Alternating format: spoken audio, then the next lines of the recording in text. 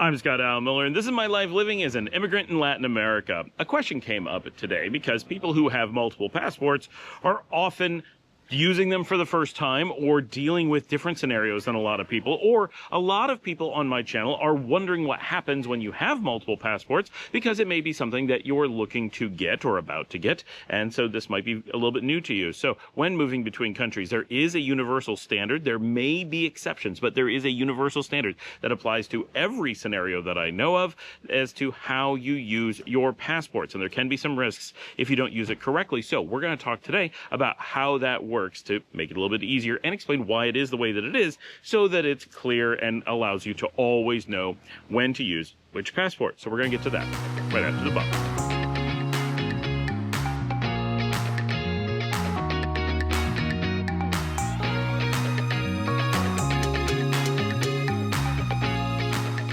Using multiple passports is not something that a lot of people think about on a regular basis, but everybody wants a second passport for obvious reasons. But when you actually have one, what do you do? Because it's a little bit outside of everyone's ken. Before we get to that, I just want to say a couple quick housekeeping things. If you'd like to support the channel, you can buy me a coffee. You can also give us a thumbs up. You can also watch another video. Get down the show notes for any information you might need. Most importantly, our GoFundMe for my producer, Marcela, who has stage 4 Hodgkin's lymphoma, is starting radiation therapy in just a couple days. Her GoFundMe is working, so hit the show notes and please consider contributing to her fund to help take care of her family while she's going through this treatment. Okay, so you have multiple passports. You've got two basic scenarios that you may have to face. Our first scenario is where you are in or entering or leaving a country where you have a passport. For example, you're an American, you're going into the United States or leaving the United States or traveling around the United States. That would be the passport for the country that you're in if you have an American passport.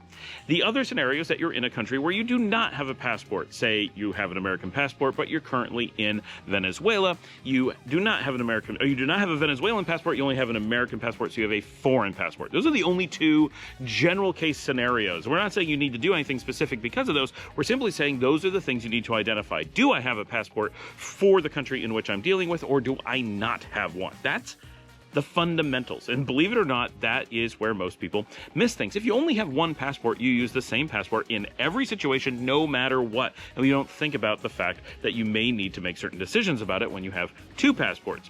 When you have two or more passports, the scenario in which you have a passport for the place that you are is a little different. If you're in the United States, and you have multiple passports, one of them being American, then you still have an American passport. You also have a passport for somewhere else. It could be just about anywhere. The rule is, if you are dealing with a country in which you have a passport, you must present the passport of that country, just like anything else in that country. You are a citizen of that country. That's what having a passport indicates, and you must show their documentation. You cannot, under normal circumstances, pretend to be from somewhere else. It doesn't matter how many passports you have or why you have them. You are a citizen of that country. That is a special case. So whether you're entering that country, whether you are leaving that country, or you are traveling around that country, in any situation where you need to show documentation, it is generally accepted you must show the documentation of that country. If you are in any country in which all of your passports do not exist, then generally you can show any one of those passports as long as you are consistent. Right? So if you are an American and you have a Canadian passport, so you've got dual passports, and you travel to Uruguay, you can enter on a passport, either one. You get to choose American or Canadian, whatever is better for you in that particular circumstance. Or if you have to have a visa, whichever one matches the visa that you applied for, because they got to go together. And then when traveling around that country, you must consistently show that passport. And when you leave the country, you must consistently leave on the same passport, and so forth. It's about consistency. It is about not being weird. You can't just forget which one you're using. You can't just show any random document. And the reasons for this are clear. When you're in your own country, they want to know that you are being tracked in the way that they track their citizens, right? You can't pretend to be someone else. They probably know that you're doing it. You're not actually going to trick somebody, but you can't try to trick someone. They want to make sure everyone is on the same page. You, the border control, the police, whoever, right? And if you are in another country and you enter, they want to know what passport you entered on, that where you are, and then when you leave. If you start using different passports at different times, while most countries have pretty complex computer systems and often know which passports are applying to you and could figure out that you have come and gone or whatever, it makes it extremely difficult because they can't stamp the same book. They can't look in the book and see in and out together. They have no way to know that you have actually used that same passport the whole time. There are a lot. You're depending on systems to catch what you're doing rather than using the system to track as it's meant to be used. So it's super straightforward why it has to be this way in both cases. There's nothing weird here. Everything should be common sense, but for some reason there is this huge loss of context because no one's empathizing with how it works, why it works that way, what you would be expected to do. And so people often show random passports, just whatever one they pull out of their pocket first, which is very, very confusing and honestly a little bit weird, especially if you're like a border control agent. You'd be like, why are you showing another country's passport and coming through border control as if you're an immigrant or an expat when you're a citizen? That doesn't really make a lot of sense. It would be kind of like you're driving in a country and you've got a local driver's license, you have a foreign driver's license, and instead of being like, look, I'm all up to date with my local driver's license, you'd be like, I have this weird, all this paperwork so I can use my foreign one. And you're like, why are you doing that, right? This is so much easier, so much straightforward. You have all these rights because of this. If you show a foreign passport, they can detain you, they can turn you away, right? But if you're a citizen, you're like, I'm a citizen, right? I live here. You don't want to be showing foreign passports when you don't have to.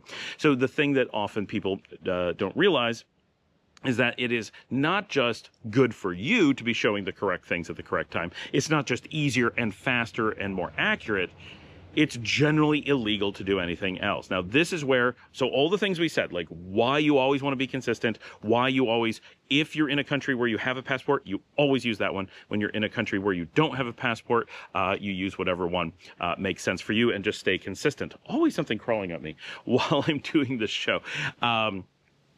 So in the example where you have an American and Canadian, when you're in the U.S., you use an American passport. When you go to Canada, you use your Canadian passport, right? You don't switch as you go over the border.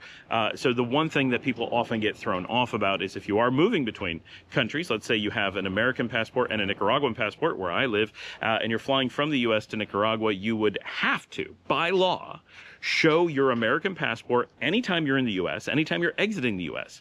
And when you arrive in Nicaragua, you must, by law, show your Nicaraguan passport as you enter the border and use it at all times inside the country and as you exit. So you must travel with both passports if you're going to be in the countries that you have citizenship in. If you're traveling from the United States and you have multiple passports and you're going to Portugal, you can choose to only travel with one passport. You don't need to have all of your passports, just the one that your visa is tied to or that you want to use, right? So if you're an American and you're traveling to Portugal, there's no need to carry your Nicaraguan passport. You can exit the U.S. on your American passport, enter Portugal on your U.S. passport, use it all the time, return to the U.S., and you're all set. You don't need the complexity of multiple passports.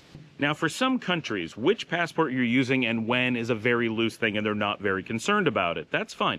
That is up to individual countries, how much they care and how they treat it. So in many cases, people will talk about, well, I moved between these countries. I kept using this passport. I switched in and out. Some places just don't put a lot of effort into it. And they're like, whatever, we don't really care. In all cases, there's a thing you're generally supposed to do. In all cases, there's a logical, obvious thing to do, and they line up. But there's some places where you can get away with it. And there's some places that track very poorly and don't notice that you've done something wrong. But it's important to note, I know of no situation, it's not that they can't exist. Every country has their own rules. So definitely if you get a passport somewhere, make sure you know what your rules are. But surprisingly, very few people do that. But be aware of what those rules are. But start from, here's the obvious, logical, universal rules that just make sense, right? If you have a passport from a country, of course you can use that passport in that country. That just makes sense, right? And that you would want to just makes sense. Where you run into problems, and for some reason this comes up in Nicaragua a lot, that people who are Nicaraguan often want to use another passport when here, which is really weird and of course comes across as trying to hide while in the country. Why would you be here and trying to hide that you're a citizen of a different country, attempting to appear as a different person entirely? And in some cases it works, right? That's where it becomes a major problem, because somebody is able to come with a passport, no one's able to tie it back to your identity, and you're moving around a country as a citizen, acting as a citizen that the country doesn't know is inside the country. That's a problem. right?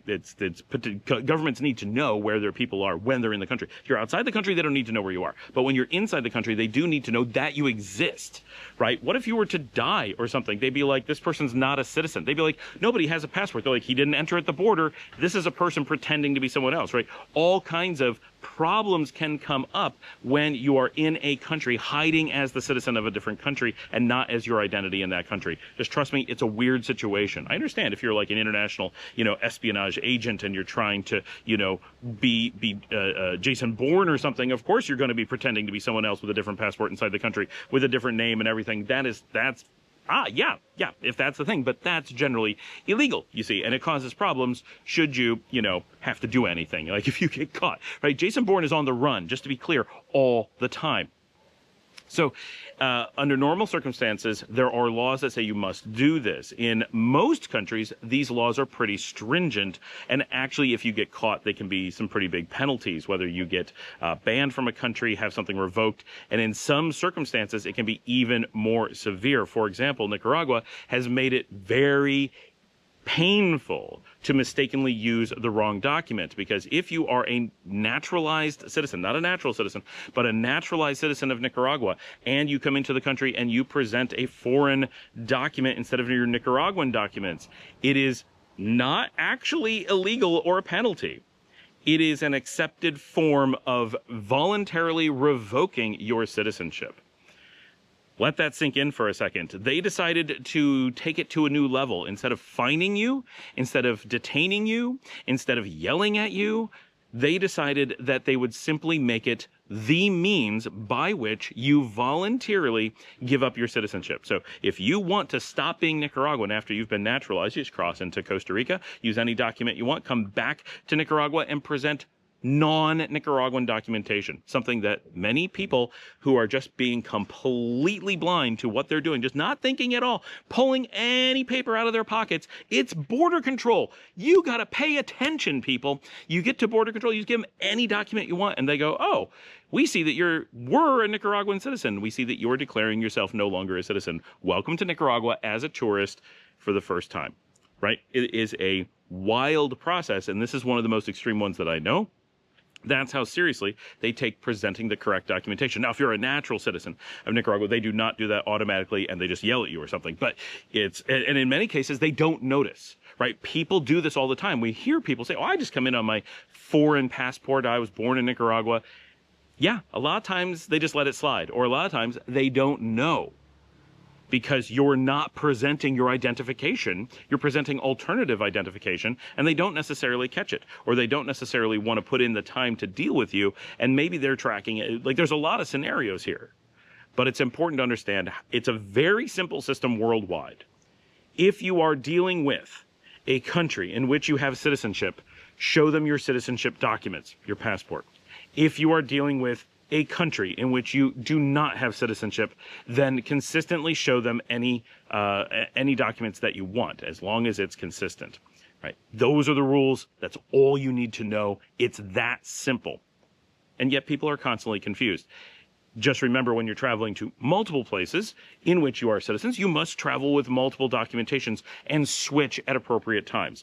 I think that's the part that really throws people off. You're used to traveling on one passport because it's the one you use the majority of the time. It's probably the one from the country that you live in full time or most of the time. And when you go to other places, you don't want to carry a lot of documents. You don't think about carrying those documents. You don't need to carry them most of the time. And then you go back to another country that you are a citizen in, and suddenly you're like, oh, I don't have that document. Or you're just not thinking about it. You're like, this is the one I got on the plane with this. Why wouldn't I use it when I get off the plane?